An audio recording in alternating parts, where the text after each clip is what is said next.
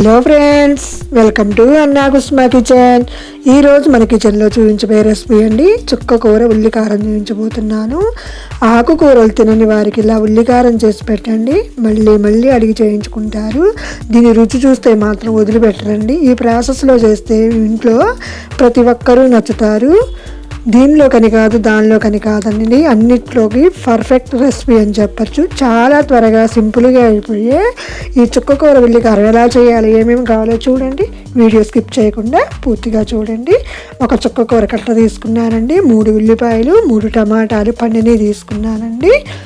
దీనికి సరిపడినంత ఉప్పు కారాలు, ఉల్లిపాయలు అనేది చిన్నగా ముక్కలు కట్ చేసి ఒక మిక్సీ జార్లో వేసుకోవాలండి. 10 వెల్లుల్లి రెబ్బలు, 1 స్పూన్ జీలకర్ర, 1.5 స్పూన్ కారం, 1 స్పూన్ ఉప్పు వేసుకున్నానండి. ఇవన్నీ మిక్సీలో వేసేసుకొని కచ్చాబచ్చాగా వేసుకోవాలండి. కచ్చాబచ్చాగా వేసుకుంటేనే దీని టేస్ట్ బాగుంటుందండి. కావాలంటే మీరు రోట్లో అయినా దంచుకోవచ్చండి, ఇంకా చాలా బాగుంటుంది. ఇది వేసేసి పక్కన పెట్టేద్దాము. స్టవ్ వెలిగించి బాండీ పెట్టి 6 టీ స్పూన్స్ ఆయిల్ వేసుకున్నానండి. దీనికి ఆయిల్ అనేది ఎక్కువే పడుతుందండి. అది చూడండి, చుక్క కూర ఇలా తరిగి పెట్టుకున్నాను సన్నగా. ఒక కట్ట అయితే చక్కగా సరిపోయిందండి.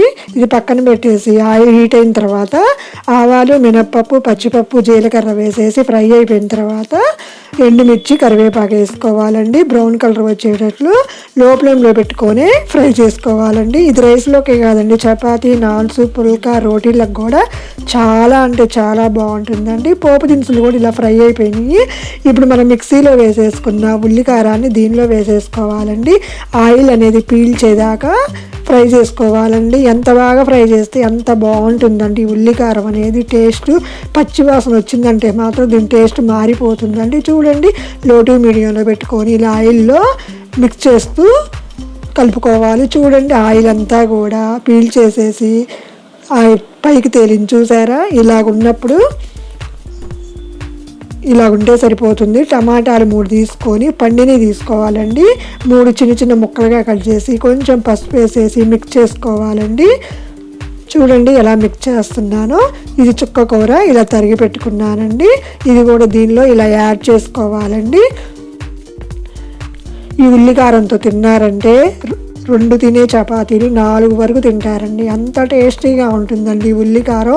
ఒక్కసారి టేస్ట్ చూసారంటే వదిలిపెట్టరండి. చూడండి, చుక్క కూర కూడా బాగా మిక్స్ అయ్యేటట్లు కలుపుకోవాలండి. వాటర్ అక్కర్లేదండి. ఇలా మూత పెట్టేసి మధ్య మధ్యలో మిక్స్ చేస్తూ ఉండాలండి. చూడండి, చాలా దగ్గర పడింది.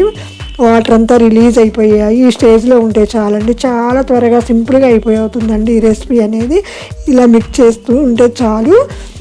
ఇప్పుడే ఉప్పు కారాలు చూసుకొని వేసుకోండి. నాకు కొంచెం సాల్ట్ తగ్గితే వేసుకున్నానండి.